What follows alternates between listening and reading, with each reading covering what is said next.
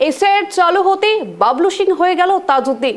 ভাবছেন তো কিভাবে, দেখুন তাহলে।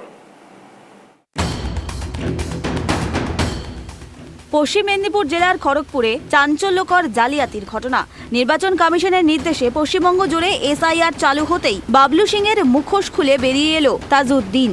অভিযোগ, বন্ধুত্বের সুযোগ নিয়ে এক যুবক নিজের আসল পরিচয় গোপন করে মৃত ছেলের বাবার নাম পরিচয় দিয়ে তৈরি করেছে ভোটার কার্ড সহ একাধিক গুরুত্বপূর্ণ নথি। বছরের পর বছর ধরে হিন্দু সেজে রমরমিয়ে চলছিল ব্যবসা। স্থানীয় সূত্রে জানা গেছে, শেখ তাজউদ্দিনের সঙ্গে কর্মসূত্রে আলাপ হয় সবংয়ের খড়পড়ার বাসিন্দা সত্যচরণ সিংহের ছেলে প্রতাপ সিংহের।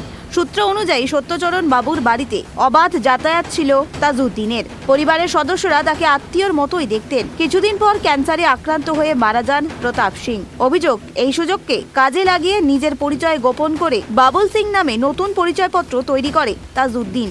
খাতায় কলমে মৃত ছেলের বাবাকে নিজের বাবা দেখিয়ে প্রথমে সবংয়ের খড়পড়া এলাকায় ভোটার কার্ড সহ একাধিক নথি বানিয়ে নেয়। পরবর্তীতে নারায়ণগড়ে গোবিন্দপুরের ব্রাহ্মণ শ্মশান এলাকায় ঠিকানা বানিয়ে ফেলে এবং ভোটার কার্ড সহ একাধিক গুরুত্বপূর্ণ নথি তৈরি করে। ঘটনার কথা জানতে পেরে স্তম্ভিত হয়ে পড়ে সত্যচরণ সিং। তার ছেলে প্রতাপ সিং 3 বছর আগে মারা গিয়েছে।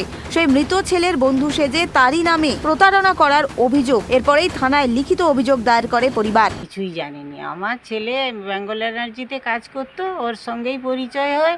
হঠাৎ একদিন বাড়িতে আসে, বলে মা হচ্ছে 2 ডিসমিল মতো জায়গা কিনবো এই বেঙ্গল এনার্জির সামনে, আর করে দিবে বলছে।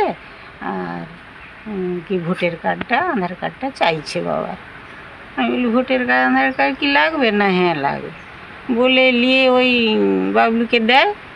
ওই থেকে 2-4 বার আমাদের বাড়িতে বেশ যাওয়া আসা করে, পরিচিত হয়। কখনো এসে খায়, থাকে, চা খায়, টিফিন খায়, চলে যায়।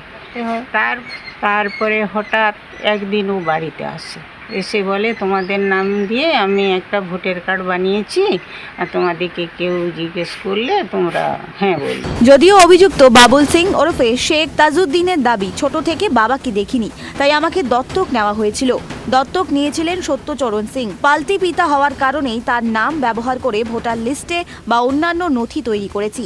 আমার থেকে টাকা চেয়ে ব্ল্যাকমেল করা হচ্ছে। সত্যচরণ সিং যে অভিযোগ করেছেন তা ভিত্তিহীন। সম্পূর্ণ মিথ্যে অভিযোগে আমাকে ফাঁসানো হচ্ছে। আমাকে ওনারা দত্তক নিয়েছিলেন। দত্তক নিয়ে ওনারা সব টোটাল ডকুমেন্টস উনি বাবা মা থেকে গ্রামের লোক থেকে সব কিছু ডকুমেন্টস সেখানে হয়েছিল। হওয়ার পরে এইবারে ওরা যদি অভিযোগ করে একটা মিথ্যা। যদিও অভিযুক্ত বাবুল সিং দত্তক নেওয়ার দাবি করে ব্ল্যাকমেলের অভিযোগ তুলেছেন এবং সমস্ত অভিযোগ মিথ্যে বলে উড়িয়ে দিয়েছেন, তারপরেও এই চাঞ্চল্যকর জালিয়াতি ঘটনায় সত্য উদ্ঘাটনের তদন্ত শুরু করেছে সবং থানার পুলিশ। খড়গপুর থেকে শুভঙ্কর চক্রবর্তীর রিপোর্ট, কেটিভি বাংলা।